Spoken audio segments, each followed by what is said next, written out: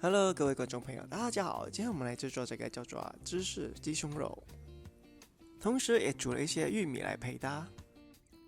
首先我们要做的就是在鸡胸肉的中间切开，然后就是把你喜欢的芝士放在里面，然后把鸡肉包起来。对，我们就是鸡肉包芝士。整个过程做起来呢，其实是非常简单的。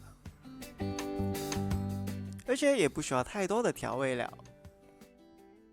还有，别问我配方，因为是没有配方的。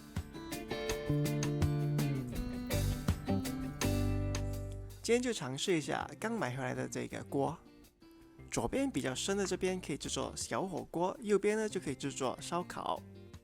不过呢，我就用左边的来煮这个玉米。玉米加入少许黄油，加入少许清水，让它煮5分钟左右。两个锅呢，我们都使用中火。如果烧烤的部分太热的话，可以使用小火。没有这种锅的话，你也可以使用平底锅。当黄油融化之后，我们就把鸡胸肉放在上面，使用中火或者小火煎大概10分钟左右。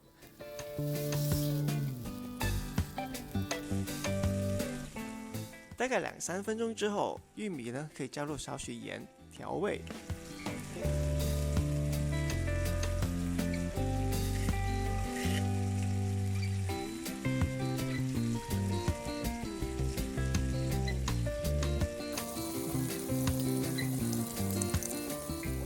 至于鸡胸肉呢，可以加入少许盐，还有黑胡椒。当玉米的水分煮干之后呢，我们就可以熄火。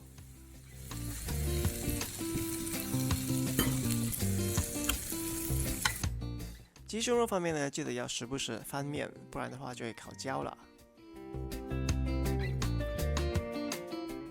出锅前记得检查一下是不是完全熟透。完全熟透之后，我们就可以上菜。我觉得新买回来的这个锅呢，其实蛮好用的，只不过是有点缺点，就是洗的时候会比较麻烦一点。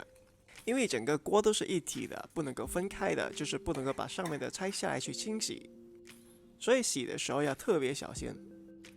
医生说要多吃一点蔬菜，你自己发挥吧。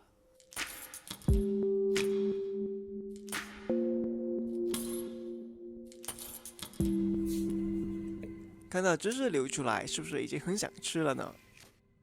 想吃的话就赶紧去制作吧。好啦，今天的视频就到这。如果你喜欢这影片，记得帮我点个赞，还有订阅这个频道，还有分享给朋友。如果有什么疑问的话，可以在影片下方留言。好了，我们下期再见。